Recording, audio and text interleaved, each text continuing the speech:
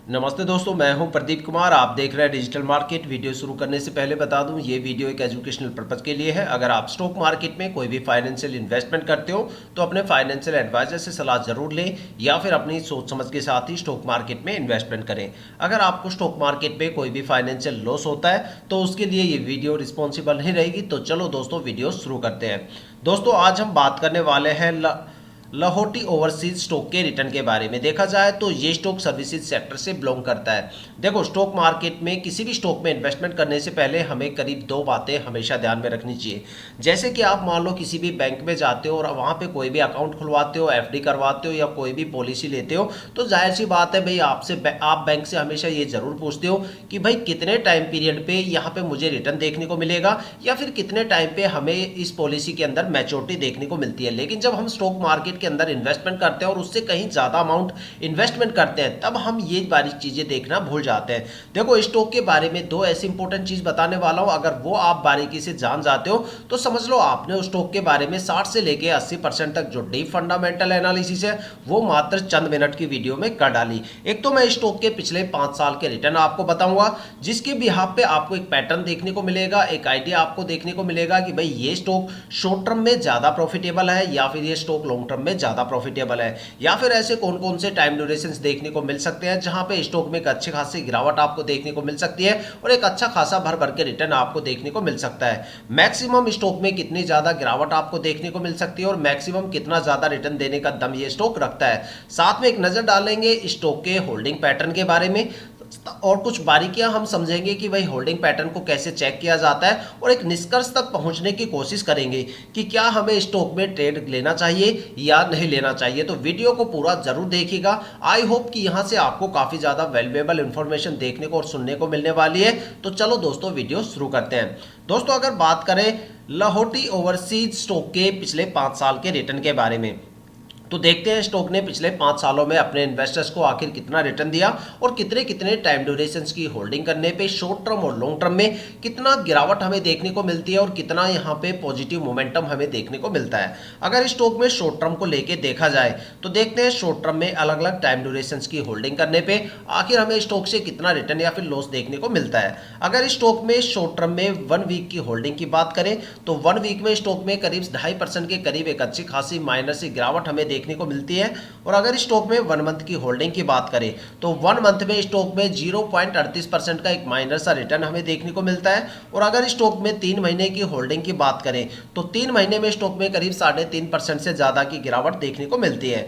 अब बात करें अगर स्टॉक के 6 महीने की होल्डिंग की तो 6 महीने में स्टॉक में करीब 13% से ज्यादा की गिरावट देखने को मिलती है।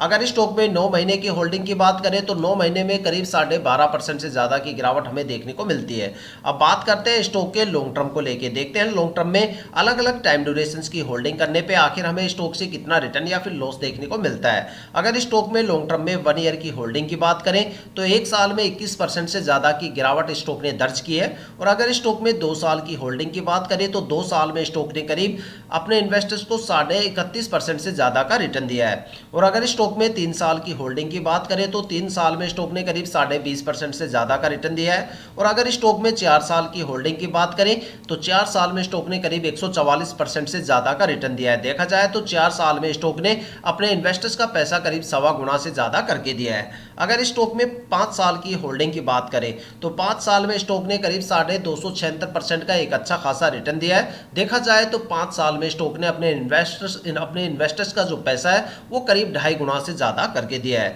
अगर एक कंक्लूजन निकाल के देखा जाए तो ये स्टॉक शॉर्ट टर्म में बिल्कुल भी प्रॉफिटेबल नहीं है, लॉन्ग टर्म में ये स्टॉक काफी ज्यादा प्रॉफिटेबल है। अगर आप स्टॉक में ये सोच के इन्वेस्टमेंट कर रहे हो कि भाई 2-4 महीने या 4-5 महीने हम यहाँ पे होल्ड करेंगे और एक अच्छा खासा रिटर्न स्टॉक से गेन करके निकल जाएंगे, तो भाई ऐसी गलती बिल्कुल भी मत करना, क्योंकि पिछले 5 साल के रिटर्न के बेस पे भाई ये स्टॉक शॉर्ट टर्म में बिल्कुल भी प्रॉफिटेबल नहीं है। यहाँ पे आपको एक अच्छी खासी गिरावट देखने को मिल सकती है 12 और 13% के करीब।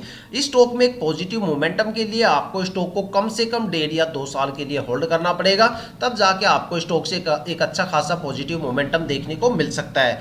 अगर स्टॉक में लॉन्ग टर्म में देखा जाए तो लॉन्ग टर्म का जो सबसे बेस्ट टाइम ड्यूरेशन है वो यहाँ पे 5 साल का टाइम ड्यूरेशन है, जहाँ पे स्टॉक ने करीब 276% का रिटर्न दिया। तो अगर देखा जाए तो अगर आप स्टॉक में किसी भी टाइम ड्यूरेशन में एंट्री ले सकते हो, लेकिन एग्जिट करते टाइम मैं आपको ये सुजेस्ट करूंगा कि भाई स्टॉक में जितने लंबे टाइम ड्यूरेशन के बाद एग्जिट करोगे उतना अच्छा खासा भर भर के रिटर्न आपको स्टॉक में देखने को मिलेगा। शॉर्ट टर्म के अंदर स्टॉक में आपको कोई भी खास रिटर्न देखने को नहीं मिलने वाला। लेकिन अगर देखा जाए तो ये सारे रिटर्न्स आप किसी भी फाइनेंशियल वेबसाइट पे भी चेक कर सकते हो और अपनी ब्रोकरेज एप्लीकेशन पे भी चेक कर सकते हो।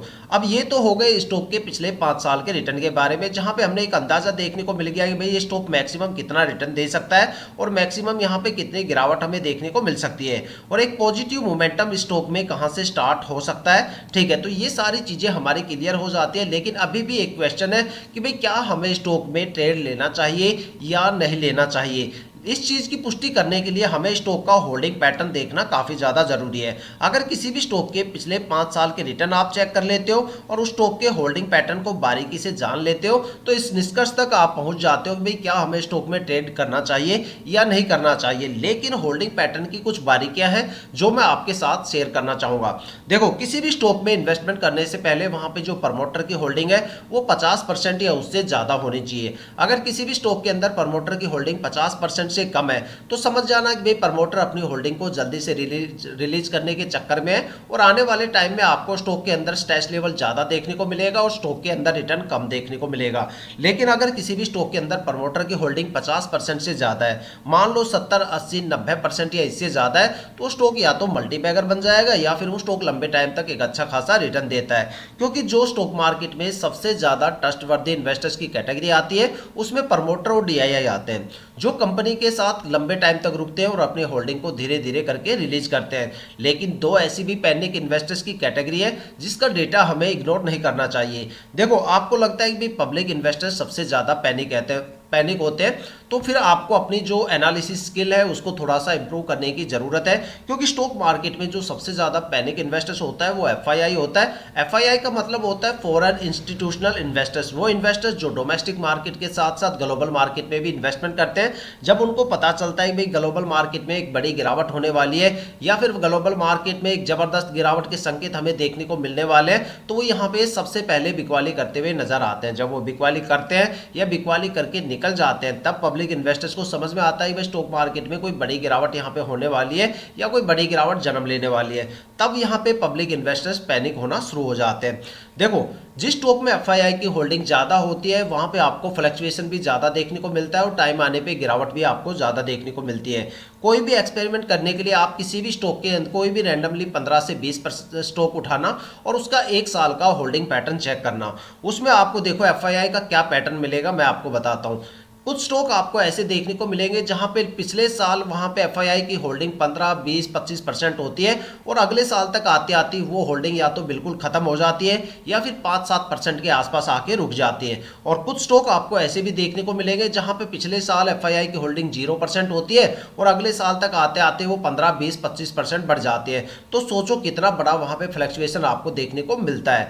तो इसीलिए कहते हैं कि भाई किसी भी स्टॉक में ट्रेड करने से पहले प्रमोटर की होल्डिंग ज्यादा से ज्यादा देखो और एफआईआई की होल्डिंग कम से कम देखो, एक अच्छा खासा प्रॉफिट आप मार्केट से गेन कर सकते हो। अब बात करते हैं स्टॉक के होल्डिंग पैटर्न के बारे में, देखते हैं इस स्टॉक के होल्डिंग पैटर्न से हमें क्या देखने को मिलता है। अगर स्टॉक की होल्डिंग पैटर्न में प्रमोटर की होल्डिंग देखी जाए तो यहाँ पे प्रमोटर की होल्डिंग 59.81% है जो पिछले साल भी सेम थी और क्वार्टर टू क्वार्टर यहाँ पे हमें कोई भी खास चेंजेस देखने को नहीं मिलता। तो यहाँ पे हमारे 2 पॉइंट क्लियर हो जाते हैं। सबसे पहला पॉइंट कि भाई स्टॉक में प्रमोटर की होल्डिंग 50% से ज़्यादा है। दूसरा, यहाँ पे प्रमोटर अपनी होल्डिंग को लगातार मेंटेन किए हुए हैं। ये यहाँ पे ना तो यहाँ पे अपनी होल्डिंग को रिलीज कर रहे हैं और ना ही होल्डिंग में कोई खास चेंजेस हमें देखने को मिलता है। अगर बात करें दूसरे सबसे ज़्यादा ट्रस्टवर्दी इन्वेस्टर्स की डीआईआई के बारे में, तो यहाँ पे डीआईआई की होल्डिंग पिछले साल भी 0 थी और इस साल भी 0 है। और अगर यहाँ पे दूसरे सबसे ज़्यादा पैनिक, जो सबसे पहले पैनिक इन्वेस्टर्स की अगर कैटेगरी की बात करें एफआईआई की, तो एफआईआई की होल्डिंग यहाँ पे पिछले साल 0% थी और यहाँ पे इस साल भी एफआईआई की होल्डिंग 0% है। और अगर यहाँ पे पब्लिक इन्वेस्टर्स की बात करें तो पिछले साल 16.78% थे जो इस साल बढ़ के 17.80% हो गए। देखा जाए तो यहाँ पे डीआईआई और एफआईआई की कोई भी होल्डिंग नहीं है। प्रमोटर की होल्डिंग है लेकिन वो भी करीब 17.5% से माइनर सा ज़्यादा, और यहाँ पे सारी की सारी होल्डिंग प्रमोटर लिए किए बैठे हैं और प्रमोटर यहाँ पे होल्डिंग को बिल्कुल भी रिलीज नहीं कर रहे। ना उन्होंने पिछले साल रिलीज किया, ना उससे अगले क्वार्टर में रिलीज किया, ना उससे अगले क्वार्टर में रिलीज किया और ना ही उससे अगले क्वार्टर में रिलीज किया। लगातार अपनी होल्डिंग को बनाए बैठे हैं। यहाँ पे हल्की फुल्की होल्डिंग में जो गिरावट हमें देखने को मिल रही है वो पब्लिक इन्वेस्टर्स में देखने को मिल रही है। देखा जाए तो जो पब्लिक इन्वेस्टर्स की होल्डिंग है वो भी इतनी ज़्यादा यहाँ पे नहीं है, तो हो सकता है कि स्टॉक में आने वाले टाइम में आपको एक अच्छे खासे रिटर्न देखने को मिल सकते हैं। तो दोस्तों अगर तो ये थी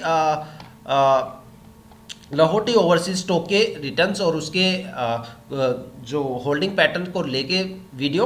अगर आपके माइंड में कोई भी ऐसा स्टॉक है जिसमें आप इन्वेस्टमेंट करने की सोच रहे हो या फिर आपने उस स्टॉक में इन्वेस्टमेंट कर दिया है और आपको स्टॉक के रिटर्न के बारे में बिल्कुल नहीं पता, तो आप हमें कमेंट करके अपने स्टॉक का नाम बताइए। हम आने वाली वीडियो में आपके स्टॉक का जरूर कवर करेंगे। साथ में इस स्टॉक के पिछले 5 साल के रिटर्न आपके सामने है, साथ में होल्डिंग पैटर्न की बारीकियां मैंने आपको बता दी और डेटा आपके सामने मैंने रख दिया। अब डिसीजन आपको लेना है कि भाई क्या आपको स्टॉक में ट्रेड करना चाहिए या फिर आपको स्टॉक में ट्रेड नहीं करना चाहिए। कमेंट करके हमें जरूर बताइएगा।